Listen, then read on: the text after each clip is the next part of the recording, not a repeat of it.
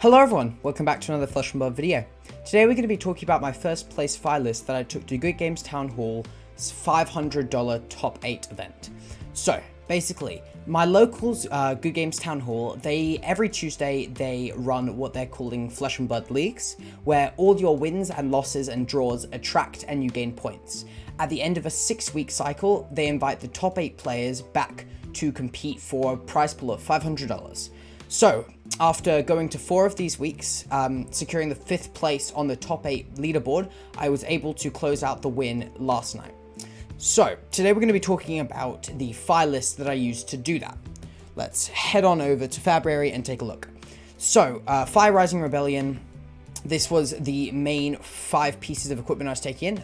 Mask with Pants and Links for obvious reasons. It's threatening 7 to 8 damage constantly while it's there.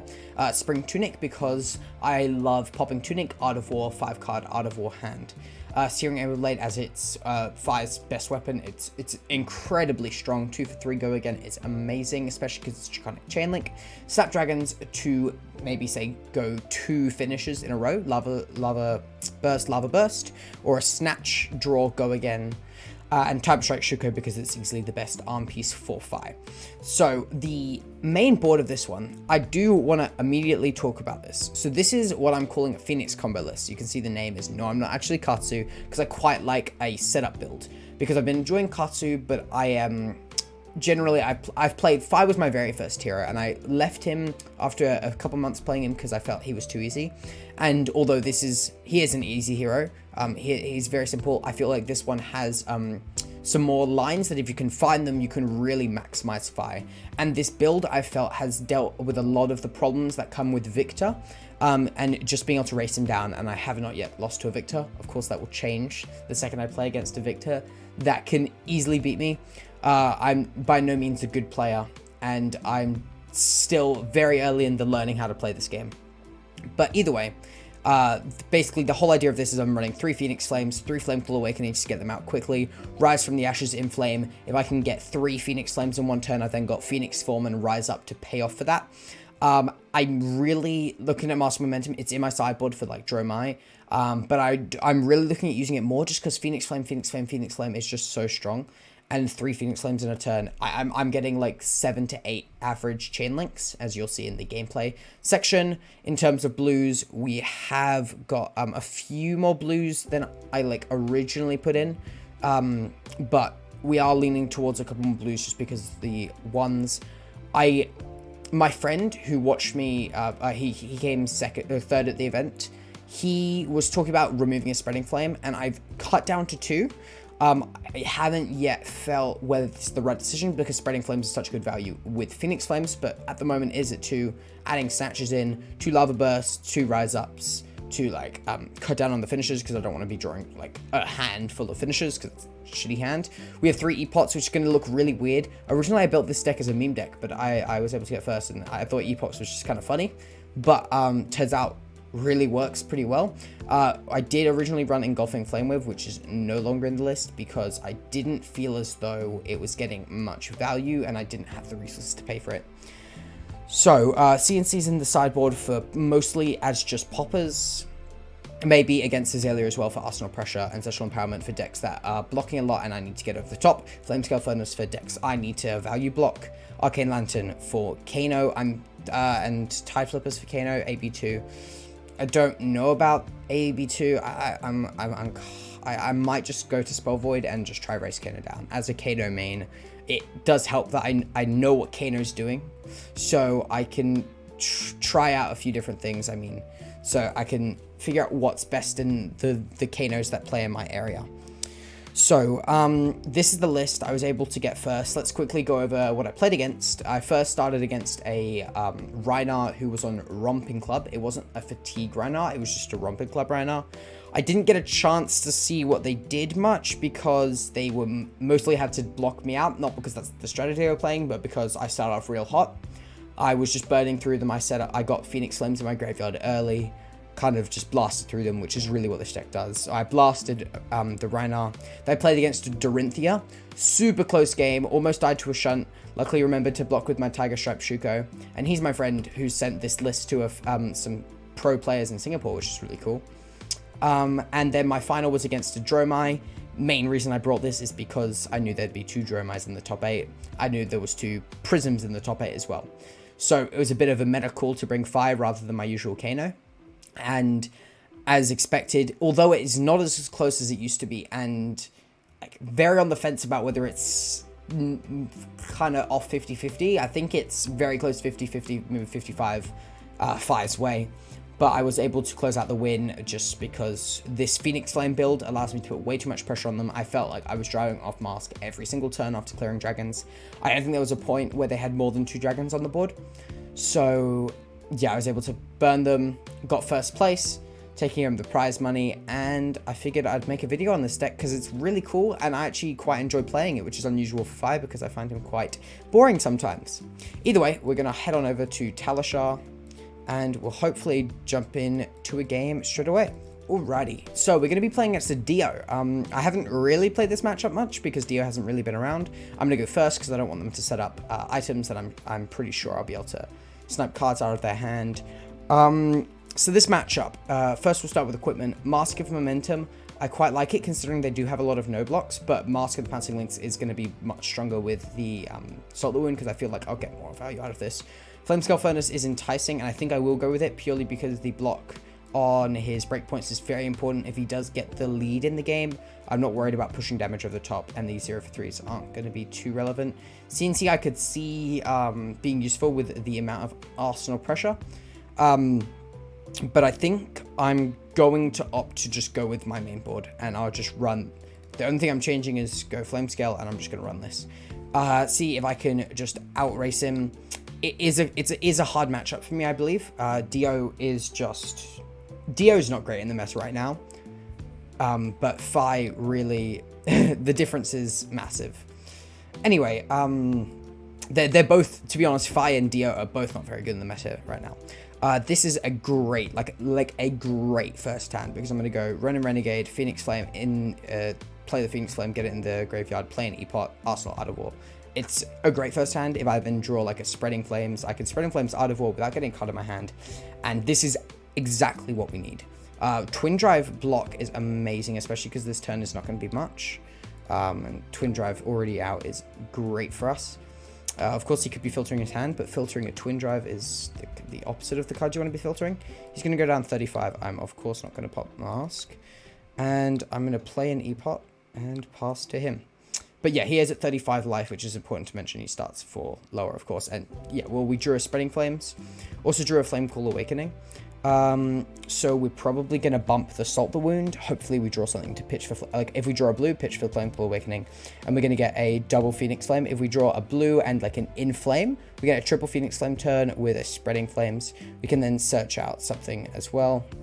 But it's just, I can't see him really putting anywhere near to enough pressure to match the turn we're going to have. Unless he plays CNC, which I don't think that's a card Dio runs. So this is looking pretty good for us. We drew naturally an insanely powerful hand. He's gone with the Penetration Script first. Has he cranked it? We're waiting to see on the crank, I think. But of course, if he doesn't crank, that's the end of his turn. Oh, right? Or was that off the top? Oh, it was off the top. My apologies. This can be 4. We have to give him an equipment. We will just give him Snapdragon Scalers, obviously. We're not giving anything else there. It is important to mention that when I do lose Snapdragon Scalers, that'll be different. But let's remember my next turn could include a Salt the Wound at the end, because we do run 2. And if he boxes his whole hand and some equipment, Tenacity is also a pick. And I just want to mention, the people have been talking about how Fai has been a bit low on their radar for things that can compete in the Pro Tour. Of course, I can't go to the Pro Tour. It's pretty far away for me. It's in Australia, and I don't have the money. But if I was going to the Pro Tour, I'd be running this list. I'm pretty confident in it at the moment. I'm not saying that it's like the best, but out of the decks I could pick, like I'd be between kind of Azuri and stuff, but this just runs through Dromai, obviously, and it's just an insanely powerful deck. I am with a 5-card hand. It's genuinely, I think it's worth going for a double Art of War in this hand. I suppose on the other hand, I'd be pitching the Art of War for the Flamecall Awakening. But I would, let's just go for it, guys. Let's just go for it. Let's go for a double Art of War. Because still a 5-card hand is just going to be +2 on everything. Get rid of Tenacity. Yes. Okay, how do we do this? Okay. Pitch. I want to see if how I can get the most value off my Phoenix Flames, because they're just going to all get buffed massively. I think it's worth pitching the Flamecool Awakening for Spreading Flames and just going double Phoenix Flame with that. And pitching that for another Spreading Flames. Then in Flame, we'll grab me a Phoenix Flame. I'll grab a Phoenix Flame. That is optimal, I think. Spreading Flames. Pitching a Spreading Flames.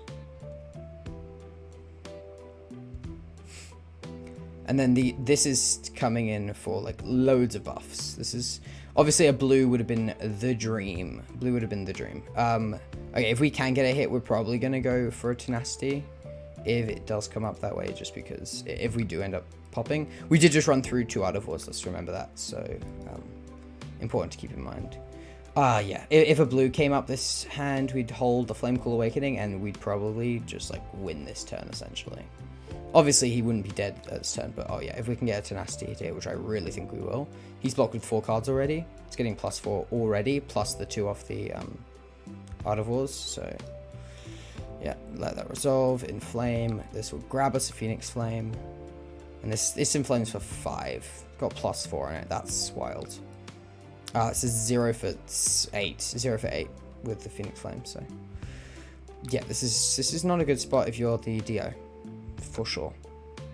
Okay, so he's blocked with a lot of cards. Yeah, the dream is if we could, like, what is the dream? Let's make sure this is turned on. Okay, should we pop Mask? For sure, right? For sure. Tenacity is so good here.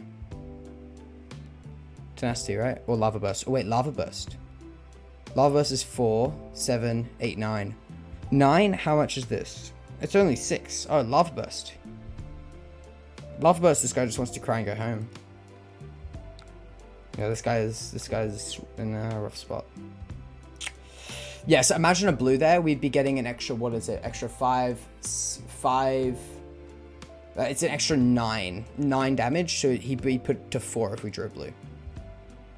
It's a big difference, but it's fine.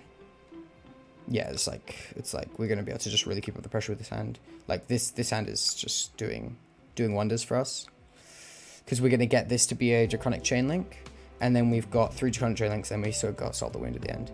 And I mean, he has to just block out, right? Like he can't let anything hit, and then we Arsenal Salt the Wound, which is still amazing. This is not gonna be a Draconic, which is great for us. And it's important to keep in mind that this also buffs the Searing Blade if it does hit. Obviously, it's not going to hit too much value. We're probably looking at Arseling the Salt the Wound here, because he's blocked out and he's going to continue to block out, I assume. If these two do hit, it's still not worth going for 4. But he is going to be blocking out a lot. But just having the Arsenal for, it's probably going to come in for 4. I doubt if it'll come in for more than 4. But yeah, it's going to be 4. I want it to be 4 on a 5-card hand instead of a 4-card hand. So, yeah. But I hope this does kind of show the power of this deck. Even though we didn't draw blues off that double Art of War, it's still, like, it put in so much work. He's at 12, you know? Okay, so this is the sort of hand that this is just plain damage. This is not advanced line or anything like that. This is just plain damage. I don't think we need to Warmongers him. Like, that just seems unnecessary. I'd rather Searing Blade every time here. Yeah, he's really just doing nothing with his turn. He's grabbing a 0 for 4, I assume, like a T-Bone, but it doesn't matter because we still have Snapdragons up. And we'll be keeping Snapdragons because we have not really drawn a hand where it's relevant to pop them. So yeah, I will be interested to hear what you guys think about going for the double Art of War there. Let me know down in the comments whether you think double Art of War was the right pick. Because obviously I can, of course, see an argument for not playing the second Art of War, but it did work out quite well, and I think the +2 there, if it was a 3-card hand, I would, of course, not gone for it, but it wasn't. It was, the hand it was, I felt like I was pretty safe to go for it. So if you realize anything hit, the Salt the Wound's just getting so much value. And yeah, I could see an argument for Blaze Headlong, Pop Snatch, Phoenix Flame, do that at the end so the Solar Wound's buffed, but yeah. And of course we're going to go for Searing Emberblade first to give away the least amount of information. And then we'll go for Phoenix Flame because Blaze Headlong at the end, of course, is a breakpoint. It's great to have at the end.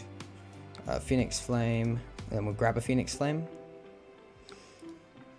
And it's like, it's so good. It's just, I just, like, having 3 Phoenix Flames is so good.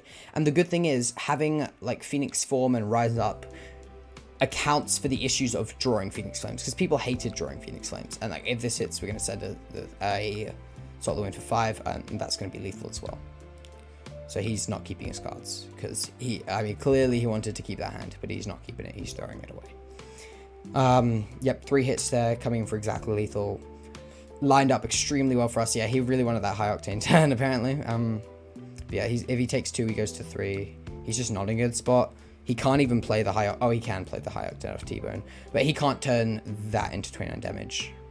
I wonder how we play this. I wonder if we go for the Art of War. I mean, pitch Phoenix Form, Art of War. Yeah, I feel like if we just keep the pressure on, he just loses this game for sure. So, even though I could just send 6, after the Art of War, go for a better turn. I guess that guarantees me the game, but he just has so many non-block hands where, like, he averages 6 block with all his items. Okay, that's the end of his turn. He just needs the life. Okay, with extra life, I'm gonna go for the different line, I think.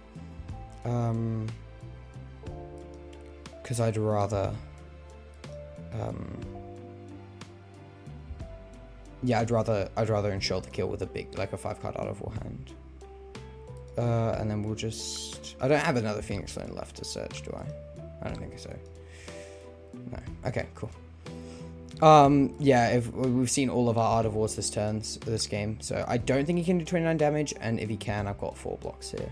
What's this Art of War hand? We pitch that, banish, Soul Bead Strike, and basically win the game on the spot. I could banish Tenacity, but then I don't have a finisher. But I have the Searing Emberblade, but I think this is worth more than the Searing Emberblade. We could put 4 blocks in front of this, but we'll save the blocks for later. I obviously want to keep the Tiger Sharpshooter because I got Inflame actually, so let's hold on to it as long as we can. But yeah, like like a Rise Up will kill him now because we got double Phoenix Flame guaranteed. A Dissolving Shield is kind of what it needs to play around that. But I don't know if he can play through an Art of War here. It's just such a bad spot for him. Oh, actually, we got Searing Blade from the 2 floating off this, but yeah. I can't see him surviving through an Art of War, especially because he cranked that. We're not even gonna... we probably should play it first, but actually no, we shouldn't, because we don't have a starter. We are looking for a starter. I was just thinking whether we should attack first and then play as a reaction to push 1 damage through. But we do need a starter, and that does work. It's a bit of a clunky hand. We didn't draw amazingly. Obviously, we want the energy potion to be a 0 for 3. But we are going to get all of our Phoenix Flames, which should make Tenacity pretty good. Pretty good. And all these Phoenix Flames are going to be buffed as well. So, in a world where we don't kill him, we can end with an E-Pot. Oh, no, we can't. Tenacity doesn't go again. But yeah, goes to... is he Dissolving Shields? Yeah, okay. Dissolving Shields block this one out.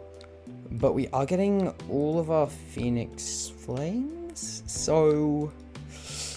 I would not want to be him in this situation. Let's just say that. Just checking. Yeah, that was Draconic. I always get anxious when I get to these close spots. But yeah, I feel like we did... there may have been some better lines hidden in there. But I feel like we played pretty well this game. And Fai is just generally one of those decks that can just burn through anything, you know? So he's going to go to... Oh, oops. Let's not do that. Let's not pass to him just yet. But yeah, he's lost Tenacity on that kill. Yeah. Good game, guys. So yeah, I hope that shows off the strength of this Fai list. I think it's obviously Fai is quite an easier deck. So if you're new to the game, I always recommend picking up Fai. But he is insane power. I threatened 81 damage that game in how many turns? 6 turns. 81 damage in 6 turns, and I still had more to come that turn. So 90 damage in 6 turns, I assume, with the Tenacity. So yeah, that is the list. I was able to come first with that, picking me up some prize money from the Good Games Town Hall's locals. If you did enjoy this video, don't forget to like and subscribe, and I thank you guys so much for watching to the end. I can't tell you how much I appreciate it. Anyway, have a good night, guys.